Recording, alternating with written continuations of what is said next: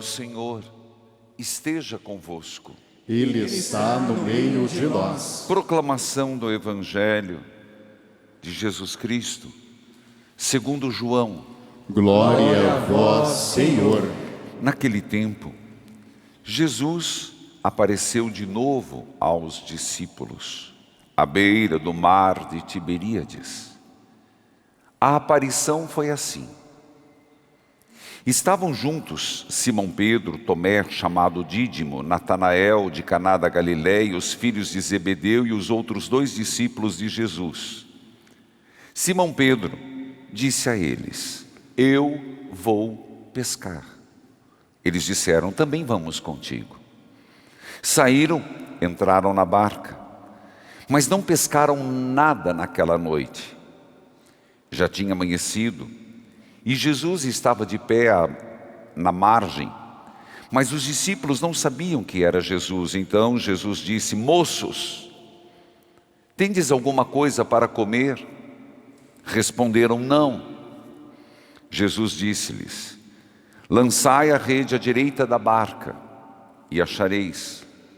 Lançaram, pois, a rede e não conseguiam puxá-la para fora por causa da quantidade de peixes. Então o discípulo a quem Jesus amava disse a Pedro: é o Senhor. Simão Pedro, ouvindo dizer que era o Senhor, vestiu sua roupa, pois estava nu, atirou-se ao mar. Os outros discípulos vieram com a barca, arrastando a rede com os peixes. Na verdade, não estavam longe da terra, mas somente cerca de 100 metros. Logo que pisaram na terra, viram brasas acesas, com peixe em cima e pão. Jesus disse-lhes: trazei algum dos peixes que apanhastes. Então Simão Pedro subiu ao barco e arrastou a rede para a terra. Estava cheia de 153 grandes peixes. E apesar de tantos peixes, a rede não se rompia. Jesus disse-lhes: vinde comer. Nenhum dos discípulos se atrevia a perguntar quem era ele, pois sabiam que era o Senhor. Jesus aproximou-se, tomou o pão, distribuiu por eles e fez a mesma coisa com o peixe. Esta foi a 3ª vez que Jesus, ressuscitado dos mortos, apareceu aos discípulos. Palavra da salvação. Glória a vós, Senhor. Ó sangue e água que jorra do peito aberto de Jesus, como fonte de misericórdia para nós. Eu em vós confio, eu confio em vós. Ó sangue e água que jorra do peito aberto de Jesus, como fonte de misericórdia para nós. Eu em vós confio, eu confio em vós. Estamos na 8ª da Páscoa, sexta-feira, mas o nosso coração já se volta para a festa da misericórdia, que se celebra no mundo inteiro desde o ano 2000, quando foi promulgada por São João Paulo II. E nós, de forma intensa, celebraremos a 13ª festa aqui no santuário. E já aproveito para convidar que todos participem. Já desde as 7 horas da manhã, uma programação intensa, pregação, terços, adorações, missas. As missas 8 horas pela TV, 9 horas presencial, 11 horas. Mas principalmente na festa da misericórdia, convido na parte da tarde, se puder vir, nós teremos o terço da misericórdia, depois nós teremos a adoração, a missa às 18 e a belíssima procissão que fazemos, mais do que bela, fervorosa procissão, pelas ruas de Curitiba, com velas acesas, tragam e faremos proclamando a misericórdia divina e a força do ressuscitado. E exatamente nesta força do ressuscitado que hoje nos deparamos com a terceira aparição de nosso Senhor Jesus Cristo, narrado segundo João. E deste evangelho nós podemos observar alguns elementos importantes. Os discípulos voltam para a Galileia, voltam para o mar de Tiberíades, voltam, se não é um mar, é água doce, tudo bem, volta, portanto, para onde tudo começou. Se nós lembrarmos, onde tudo começou no amor a Jesus Cristo, lá naquele mar, lá naquele lago, Jesus passou, convidou, chamou Pedro, chamou André e foi chamando os apóstolos. Portanto, perceba esse detalhe que não é um detalhe. Depois de terem experimentado a atrocidade de Jerusalém, Jerusalém que foi cruel, Jerusalém que foi uma experiência traumatizante, realmente foi algo, dias intensos, a Semana Santa deles foi terrível. Eles viram o mestre ser tratado como um condenado, como um ladrão, como um impostor, e tudo culminando naquela via crucis horrenda, chegando no Monte Calvário, e eles fugiram. Então, eles estavam traumatizados, e ao mesmo tempo, estavam, creio eu, frustrados com eles mesmos. Como foi possível, na hora que o mestre mais necessitava, nós abandoná-lo? Como foi possível isso? Como foi possível que ele nos preparou tanto para este momento e nós simplesmente fugimos? Pedro ainda mais, eu neguei. E eles voltam onde tudo começou. Importante que João narra que são 11. Mas ele de novo cita Pedro como primeiro. E foi Pedro que tomou a iniciativa, vou pescar.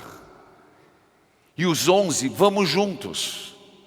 Mas nesta palavra, vou pescar, Pedro está voltando ao seu antigo ofício. Em outras palavras, entendamos, bom, não deu certo.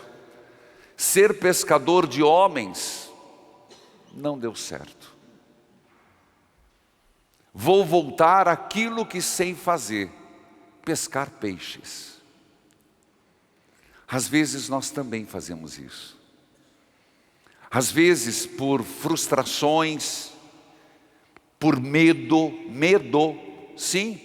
Quantas vezes aparece a palavra medo na pós-ressurreição de Jesus? Me parece, eu não fiz um estudo muito intenso, mas a palavra medo aparece muito mais depois da ressurreição de Cristo do que antes. Como mostra os evangelistas, tanto os sinóticos, Mateus, Marcos, Lucas, quanto João, como os apóstolos ficaram amedrontados. O fato de aparecer tanto essa palavra medo, significa que eles viviam um fantasma interior. Nós às vezes fazemos o mesmo, por incerteza, ou às vezes, porque aquilo que fazemos não dá o resultado que nós esperávamos, na quantidade que esperávamos, nos frutos que queríamos, na proporção que imaginávamos, recuamos. Aqui é bem humano. E aqui todos nós somos chamados a pensar: será que eu não estou querendo quantificar a missão? Será que no momento o que estou fazendo é o que posso? Mas que isso não sirva para voltar aos velhos hábitos. O que Pedro fez foi voltar ao ser Simão. Esqueceu Pedro. Vou pescar. Queridos irmãos, não recuemos. Na vida nós temos que sempre ir adiante. Às vezes parar, repensar, nos reconstruir, nos reinventar. Padre, mas às vezes só fica caco, só dou o pó da gaita. Às vezes, padre, a vida da gente, o senhor sabe como é que é, estou igual Jó, sentado nas cinzas, com um pedaço de caco me coçando. Minha vida está um desastre. Sim, tempo de se recompor, mas não recuar. Não voltar e querer ter a vida que tínhamos antes. Uma vez encontrado Jesus, avante. Essa é a primeira mensagem desse texto. E a pergunta fica: você está avançando? Ou por qualquer razão, uma das que eu disse, está querendo voltar aos velhos hábitos? Querendo voltar àquilo que já foi superado? Você percebe isso quantas vezes no rádio?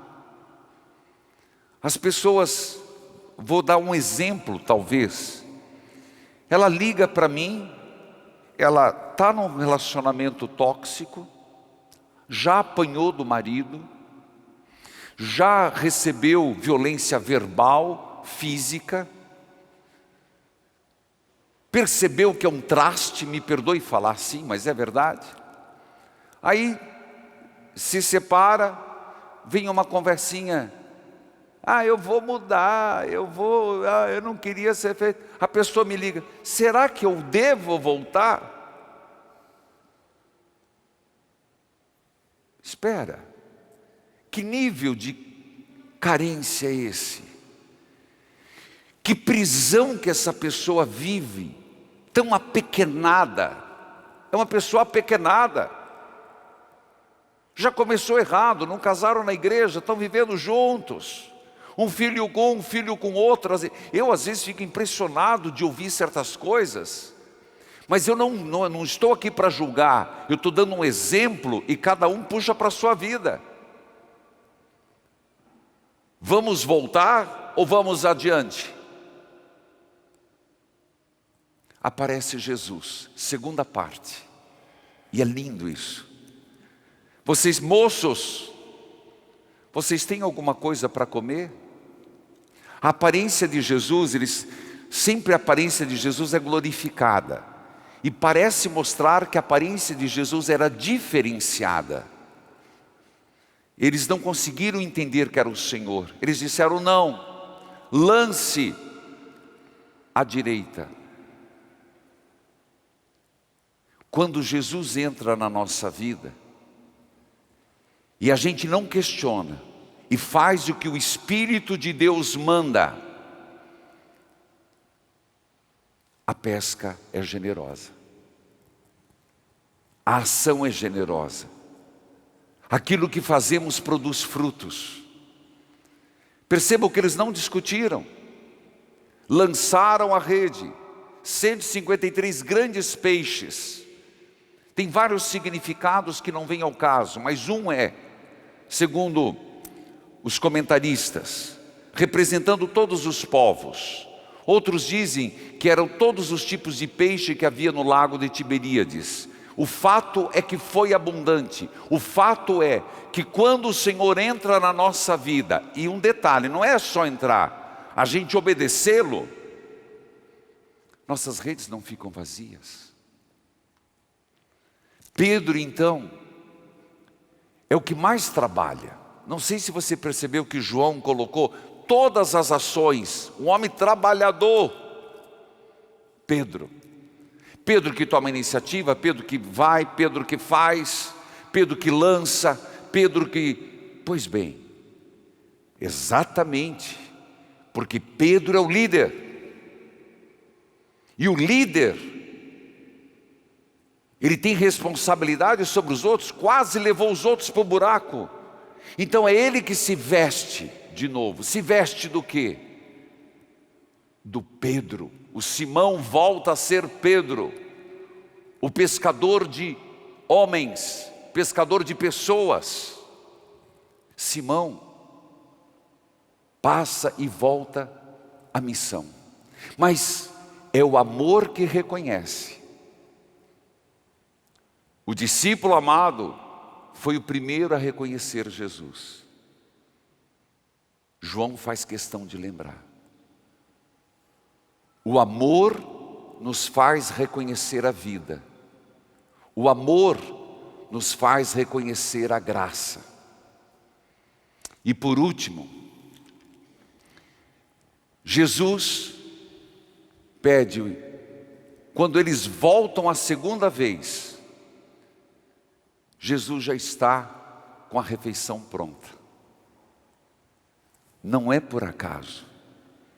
Mas Jesus pediu mais peixe, sim, mas ele estava com a fogueira acesa, com o pão. João não faz questão de explicar como é que aquele forasteiro foi achar lenha, de onde que ele achou fogo, deu tempo. Ele não entra nesses méritos, porque não é uma crônica. E ele não tem obrigação de dizer da onde que saiu o pão, da onde que saiu o peixe, ele não foi pescar. Não tem esse objetivo, porque João é muito mais do que isso. O que ele quer mostrar? Que o próprio Jesus se dá alimento. Quem prepara a refeição é Jesus. Podemos contribuir com os nossos peixes, mas quem se dá em alimento é o próprio Cristo. Ora, nós podemos contribuir, literalmente, na liturgia nós contribuímos com a farinha, é que não fica tão nítido isso numa missa, com a farinha na hóstia, com a uva esmagada no vinho, mas quem se faz refeição é Jesus.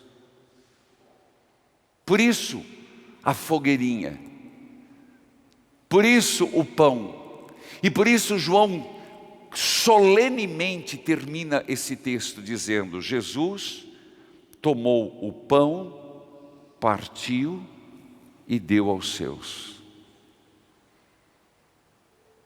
Queridos irmãos, irmãs, já terminando, nessa força do ressuscitado para frente, não voltemos aos velhos hábitos, não voltemos aos apegos, não voltemos a ter as redes vazias, não vamos fazer esse processo de apequenamento, de desvio de rota, não. Se recomponha, se vista de novo, está nu, se vista de novo da armadura de Deus, se vista de novo da missão do Senhor em tua vida, se revista de novo da graça e vamos naquilo que Deus quer, lançar a rede, mas só seremos e estaremos unidos a Cristo sempre na Eucaristia. Nunca deixe de comungar à toa. Eu digo à toa, eu tenho batido nessa, e quanto mais eu estudo, mais eu me dou conta na vida dos santos. 2 sacramentos salutares, importantíssimos: confissão, comunhão. Não deixe de comungar. Se preciso, confesse, que seja o quanto necessário for, sem escrúpulos, é claro, sem uma doença da consciência, mas comunguem com mais frequência, porque este é o corpo e sangue de Cristo.